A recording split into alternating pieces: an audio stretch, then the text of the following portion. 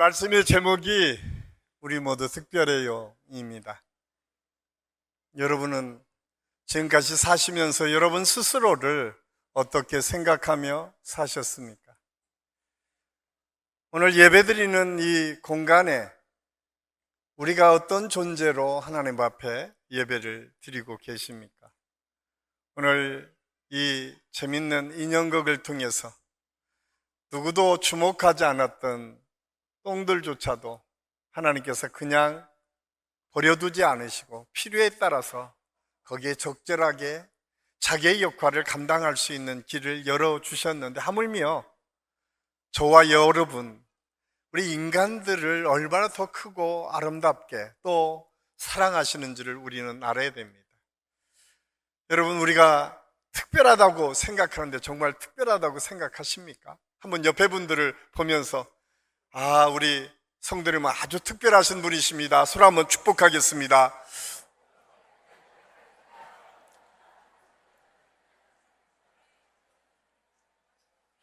많은 분들이 그렇게 생각을 해요.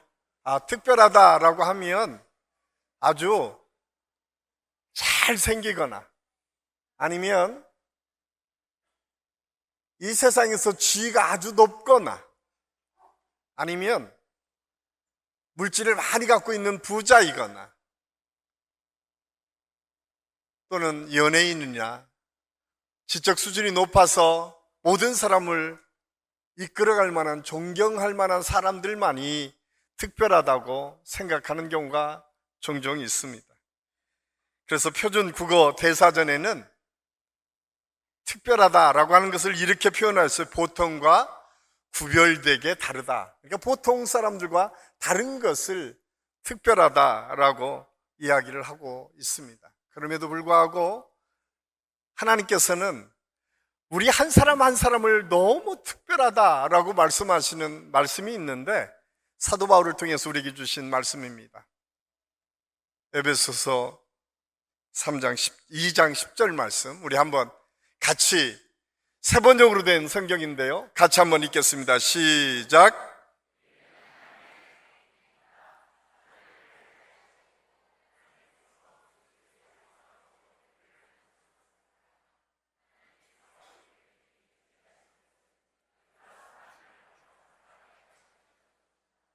아멘. 하나님께서 우리 한 사람 한 사람을 향해서 그렇게 말씀하세요. 내가 너희를 작품으로 만들었다라고 말씀합니다. 한번 옆에 분들을 다시 해보십시오. 당신은 하나님의 작품입니다. 작품처럼 보이십니까? 작품은 아주 특별한, 모든 사람이 인정하는 특별함이 있는 것들을 우리가 작품이라고 얘기를 합니다. 그런데 하나님께서는 우리를 그런 작품으로 창조하셨다라고 말씀하세요. 이 작품이라고 하는 헬라어는 포이에마라고 하는 말로 쓰여져 있는데, 왜 하나님께서는 우리 한 사람 한 사람을 그렇게 포이에마, 하나님의 작품으로 만드셨다고 말씀하시는 것일까요? 내가 보기에는 그렇게 작품 같다 보이지도 않고, 어떻게 보면 보통 사람보다 더 못한 것 같은 그런 느낌을 받을 때가 참 많이 있는데, 그럼에도 불구하고 하나님께서는 우리 한 사람 한 사람을 향해서 너희는 하나님의 작품이다 라고 하는 말씀하시는 이유가 무엇일까요?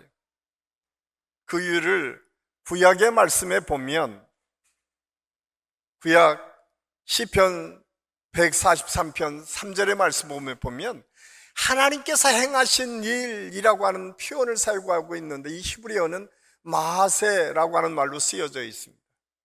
그런데 이 마하세의 용도를 보니까 하나님께서 이스라엘 백성들을 통해서 말씀하실 때 두 가지를 할 때 이 마하세라고 하는 단어를 사용하십니다. 하나는 하나님께서 창조하셨다, 하나님의 형상을 따라 창조하신 그 사건을 이 마하세라고 하는 말로 표현하고 있고, 또 하나는 구원하시는 행위, 이스라엘 백성들을 구원하시는 행위 속에 이 마하세라고 하는 말을 사용했고, 신약에서는 이 마하세가 포이에마, 하나님의 작품으로 활용되고 있었음을 알 수가 있습니다. 그렇습니다. 우리가 사는 이 세상은 모두가 특별하다고 생각하고 살고 있지만 그 특별하다고 생각하는 것보다 훨씬 더 많은 차별이 존재하는 시대를 살고 있고, 그런 사회 속에 우리가 던져져서 살아갈 때가 참 많이 있습니다. 세계 역사가 그랬습니다. 특별히 오늘 우리가 읽은 우리 유치부 아이들이 암송한 갈라디아서 3장 28절 말씀이 그렇습니다. 헬라인이나 유대인이나 종이나 자유자나 남자나 여자나 그리스도 예수 안에서 우리는 하나이다 라고 하는 이 표현 속에 차별이 존재하지 않는 것 같지만 여전히 그 말씀이 선포된 그 현장에는 사회적으로 차별이 있었다라고 하는 사실이에요. 민족적인 차별이 있었습니다. 백인과 흑인의 차별이 있었고, 다른 색깔에 대한, 인종에 대한 차별이 계속해서 어쩌면 지금까지도 있는 것이 우리가 사는 세상 사회의 모습입니다. 뿐만 아니라 계급의 차이가 있죠. 주인이 있고 노예가 있었습니다. 또한 차이가 뭡니까? 남자와 여자, 성별의 차이가 있었습니다. 그 시대에 사도 바울은 그렇게 말씀하고, 야, 그 차별이 존재하는 사회 속에 그리스도 안에서 우리는 한 형제고 한 자매야, 우리 모두는 하나야 라고 아주 분명하게 선언하면서 그 모든 이유가 우리가 특별한 하나님의 백성이기 때문에 라고 아주 분명하게 말씀해 주고 있습니다. 이것이 초대교회의 모습이었습니다. 저는 우리 안식교 모든 성도들이 이번 세대 통합 예배를 통해서 우리가 어떤 특별함이 있는지를 다시 한번 깨닫고, 우리 모두가 서로가 서로를 존중하고 인정하고 사랑하는 아름다운 관계를 이루어갈 수 있기를 예수님의 이름으로 간절히 축원합니다. 우리가 기억해야 될 것은 그 모습은 다르고 그 형편은 다 다를 수 있습니다. 그런데 성경은 우리는 예수 그리스도 안에서 특별한 존재다. 그 특별한 존재 첫 번째 메시지가 아까 포에마, 마세라고 하는 단어를 통해서 하나님께서 우리를 하나님의 형상을 따라 사는 존재로, 특별히 하나님의 영광을 드러내는 존재로 우리를 만드셨다라고 말씀하고 있어요. 여러분은 이 세상을 살면서 여러분 스스로가 하나님의 영광을 드러내는 존재인 것을 알고 계십니까? 그 말씀을 창세기 1장 27절에서는 이렇게 말씀하고 있습니다. 하나님이 자기 형상 곧 하나님의 형상대로 사람을 창조하시되 남자와 여자를 창조하시고, 하나님께서 창조하실 때 우리를 남자와 여자로 창조하셨는데 그 마음에 그 형상 속에 하나님의 형상을 심어두셨다는 거예요. 이 하나님의 형상이 영적인 존재로서 동물과 구분되는 인간의 모습입니다. 이 세상에 어디에도 없는 것이 모든 동물의 차이, 인간이 동물하고 아주 구체적으로 차이 나는 게 뭐예요? 예배드리는 동물은 한 군데도 없습니다. 어느 종족을 봐도 인간만이 하나님을 예배한다라고 하는 사실을 우리가 알 수가 있어요. 그래서 칼 바르트라고 하는 독일의 신학자는 교회학에서 인간의 존귀함은 하나님께로부터 주어진 것이다. 인간은 그 존재 자체로 존귀하다. 하나님이 그의 형상대로 인간을 창조하셨기 때문이다. 따라서 인간의 가치는 그의 행위나 공로에 의해서가 아니라 그가 하나님 앞에서 존재한다는 사실만으로 그는 귀하다라고 이야기하고 있습니다. 왜? 하나님의 형상이 우리 속에 감춰져 있기 때문에 그렇습니다. 한번 옆에 분들을 보십시오. 옆에 분들의 그 이미지 속에 하나님의 형상의 이미지가 무엇인가 한번 찾아보세요. 형상 같아 보이지 않아요? 하나님의 형상이 없는 것 같아요? 성경은 분명하게 우리의 안에 하나님의 이미지를 감춰두셔서 하나님의 형상을 드러내는 존재로 말씀하고 있어요. 그래서 우리가 잘 아는 이사야 선지자는 이사야 43장 1절 하반절에 그렇게 얘기하고 있어요. 내가 너를 지명하여 불렀나니 너는 내 것이다 라고 말씀하면서 4절에 이런 고백을 합니다. 우리 4절 말씀 우리 같이 한번 읽겠습니다. 내가 너를 보배롭고 존귀하게 여기고 너를 사랑하였은즉 내가 사람들을 너를 대신하셔 주며 백성들이 내 생명을 대신하리. 하나님께서는 우리 한 사람 한 사람을 보배롭고 존귀하다. 그런데 이 말씀이 선포된 그 이스라엘 백성들의 현재 상황은 무엇이었습니까? 포로였어요. 희망을 찾을 수 없는 포로. 하나님을 믿는 백성이었는데 하나님께서 없는 것 같이 포로로 잡혀 있었던 그들에게 하나님께서 이사야 선지자를 통해서 아니 너희는 보배롭고 존귀한 존재야. 내가 너희를 대신해서 예수 그리스도를 통해서 다시 한번 하나님의 역사를 이루어갈 수 있는 회복의 때를 너에게 줄 거야 라고 말씀하고 약속하고 있어요. 이 하나님의 형상이 우리에게 있다라고 하는 것만으로도 우리는 존재 그 자체에 얼마나 소중한지를 깨달아 알아야 됩니다. 그렇기 때문에 우리 남편이 중요하죠.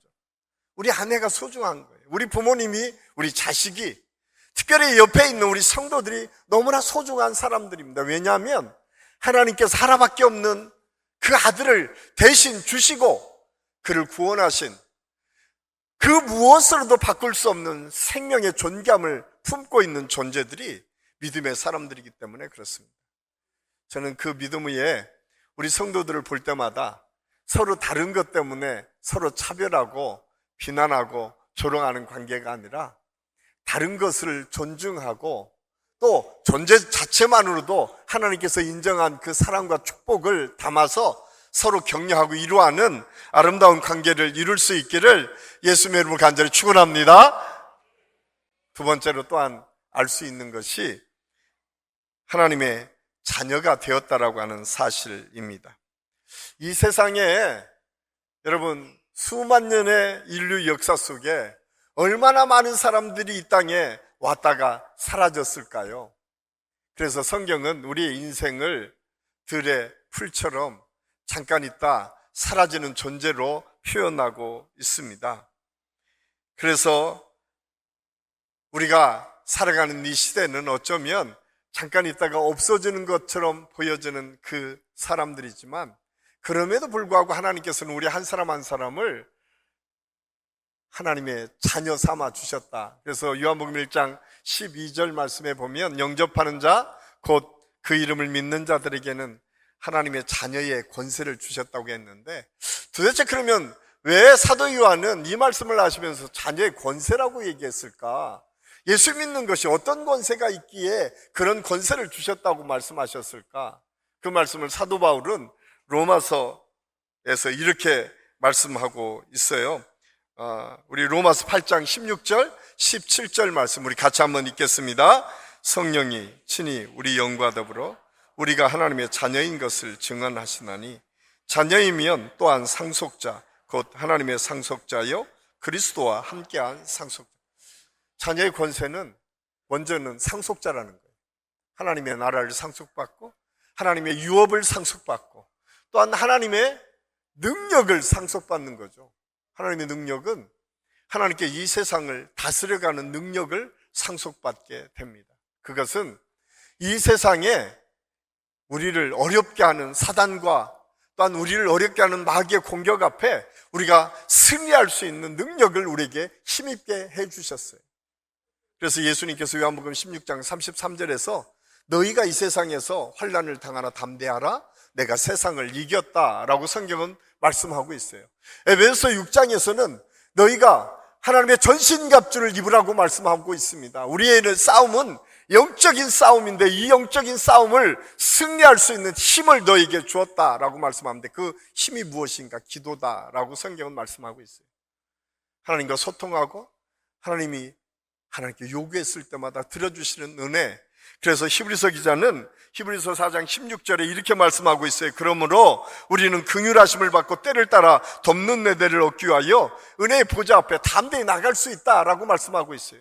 은혜의 보좌 앞에 담대히 나가서 기도했을 때 그것을 응답해 주시는데, 그 응답해 주시는 사건은 예수님의 말씀을 통해서 이렇게 응답해 주시겠다고 말씀합니다.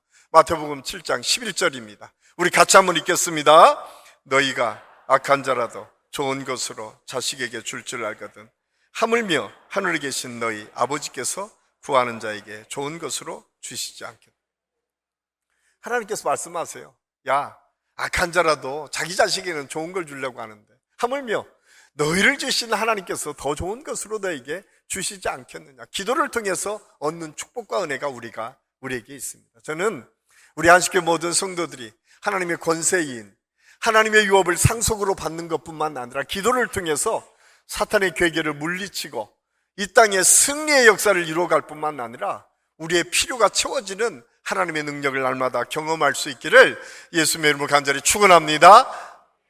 마지막으로 우리는 우리의 특별함은 영원한 삶을 드리는 축복이 보장되었기 때문에 그렇습니다. 시편 103편 15절 16절은 우리 인생을 이렇게 표현합니다. 우리 같이 한번 읽겠습니다. 인생은 그날의 풀과 같으며 그 영화가 들의 꽃과 같도다. 그것은 바람이 지나가면 없어지나니 그 있던 자리도 다시 알지 못하는, 그냥 흔적도 없이 사라지는 것이 우리 인생인 것처럼 얘기하는데, 그런데 성경은 그렇게 말씀하지 않아요. 요한복음 3장 16절 우리가 다 아는 말씀이잖아요. 하나님이 세상을 이처럼 사랑하사 독생자를 주셨으니 이는 누구든지 저를 믿는 자마다 멸망하지 않고 영생을 얻게 하려 하십니다. 우리가 잘 아는 요한복음 11장 25절 26절은 나는 부활이요 생명이니 나를 믿는 자는 죽어도 살겠고 살아서 나를 믿는 자는 영원히 죽지 아니하리라. 나사로의 죽음 앞에 예수님께서 먼저 선언하고 선포하시면서 그를 살려내시는 사건을 통해서 우리의 인생이 우리의 유한한 죽음으로 끝이는 인생이 아니라 영원한 하나님의 약속의 나라가 있고 그 약속의 나라를 우리 삶에서 이루며 사는 사람임을 우리에게 약속해 주고 있습니다. 그렇다면 우리는 영원한 삶을 누리며 살 텐데 단순히 그냥 시간적으로 우리가 영원히 사는 것 때문에 우리가 감사하고 영원히 사는 것 때문에 축복이라고 이야기할까요? 영혼 불멸 사상처럼 우리의 영혼이 소멸되지 않는 것 때문에 우리가 축복일까요? 그렇지 않습니다. 사실은 그 영혼 속에 하나님이 함께 하시고 영혼 속에 하나님이 주시는 기쁨과 은혜를 누릴 수 있는 특권이 우리에게 있기 때문에 우리가 특별하고 소중하다라고 하는 사실을 우리에게 말씀해 주고 있어요. 그래서 우리의 영혼이 사는 것은 영혼이 사는 것 때문에 오늘이 행복할 수 있는 거예요. 영혼이 사는 것 때문에 오늘 하루하루의 삶이 귀하고 큰 축복일 수 있는 거예요. 만약에 우리가 영원한 삶을 소유하지 못했다라고 하면 이 땅의 삶에 적당히 타협하며 살아도 되지 않겠습니까? 하나님의 심판이 없다면 적당히 내가 하고 싶은 대로 마음대로 살아도 되지 않겠습니까? 그런데 성경은 그렇게 말씀하지 않아요. 한번 사람이 죽는 것은 정하신 것이요 그 위에는 하나님의 심판이 있다고. 우리가 심판이 있다면 하나님의 상급도 있는 것이잖아요. 그 상급이 우리에게 주신다고 말씀하고 있어요. 그래서 사도 바울은 내가 달려간다라고 표현하면서 하나님의 상급을 바라보고 그 상급을 쫓아서 달려간다고 고백하고 있어요. 그 믿음의 삶을 사는 아름다운 신앙의 모습들을 가진 사람들이 우리 믿음의 선진들을 통해서 참 많이 나타나고 있습니다. 수많은 순교자들이 그런 믿음으로 그 죽음의 순간이지만 하나님을 믿는 믿음을 고백하며 그 죽음을 받아들였습니다. 수많은 믿음의 선진들이 삶의 힘들고 어려운 삶의 형편에서 좌절하고 낙심하고 실망하고 모든 것이 끝난 것처럼 살아갈 그때에도 다시 일어서서 하나님의 은혜를 구하고 하나님의 나라의 역사를 향해서 갈 수 있었어요. 우리가 잘 아는 책 중에 모리와 함께한 화요일이라고 하는 책이 있습니다. 미국 매사추세츠 브랜다이스 대학의 사회학 교수였던 모리스 슈워츠 교수의 이야기입니다. 이는 78세로 루 게릭병에 걸렸어요. 매일매일 조금씩 죽어가는 모습을 보다가 어느 날 그가 깨닫기 시작했어요. 내 인생은 얼마 남지 않았지만 우리의 인생이 너무나 소중한 것들이 있구나라고 하는 것을 깨닫기 시작하고 매주 화요일마다 강의를 시작합니다. 그리고 그 강의를 들었던 미치 앨범이라고 하는 제자가 책을 엮어서 우리와 함께한 화요일이라고 한 책으로 우리나라에 번역되어 있습니다. 그 교수는 그렇게 자기 제자와 대화를 이렇게 설명하고 있어요. 난 지금 죽어가고 있어. 맞지? 그럼에도 내가 다른 사람의 고민을 듣는 일이 왜 이렇게 중요한 것일까?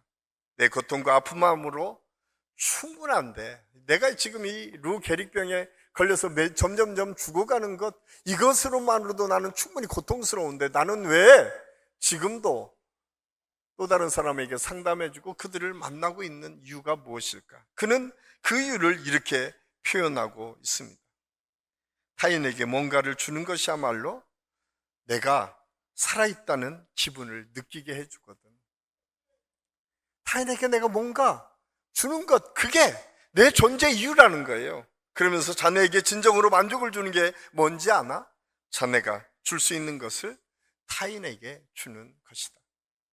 이 사실을 깨달은 우리가 잘 아는 보네퍼 목사님은 제자도라고 하는 책에서 이렇게 설명하고 있습니다.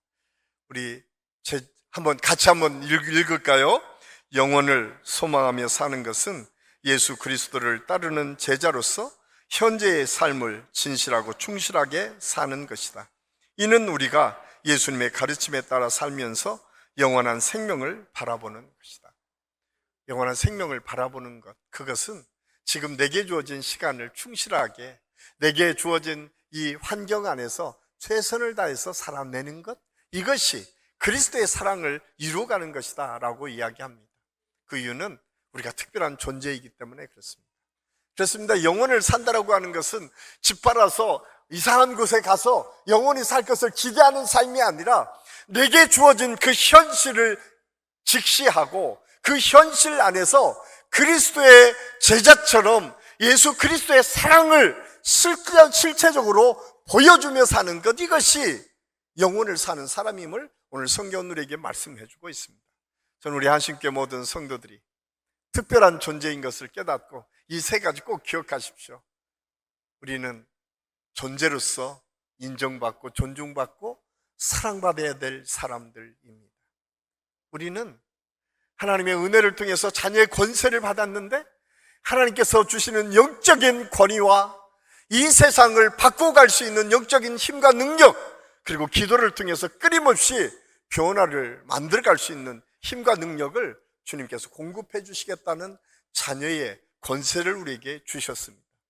우리가 이 세상에 살면서 그냥 유한한 인생으로 끝나는 것이 아니라 영혼을 이미 소유했기 때문에 순간순간 현실적인 삶 속에서 어떤 상황에 우리가 놓여 있다 하더라도 그것을 바꿔가는 하나님의 능력과 힘을 우리에게 주셨고, 그것을 이루어가는 것이 영혼을 사는 사람들의 모습인 것을 오늘 말씀을 통해서 깨닫게 합니다. 저는 이 은혜가 우리 한식교회 모든 성도들의 삶에 언제나 일어나서 여러분이 가는 곳곳마다 변화의 역사, 하나님의 축복의 역사가 계속 이어질 수 있기를 예수님의 이름으로 간절히 축원합니다.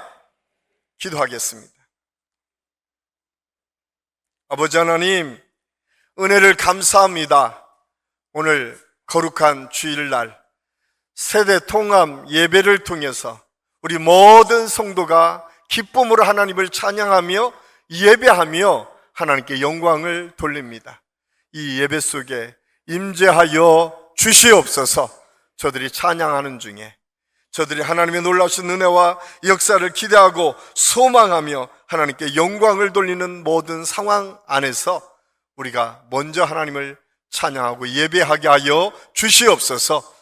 우리를 특별한 존재로 세워주셔서 언제 어디서나 어디를 가나 하나님의 능력을 힘입어 갈 수 있도록 인도하신 하나님, 우리 한식교회 모든 성도들의 삶에서 이 특별한 존재인 것을 다시 한번 깨닫고 믿음으로 승리하며 나아가는 우리 모두가 될 수 있도록 하나님께서 역사하여 주시옵소서.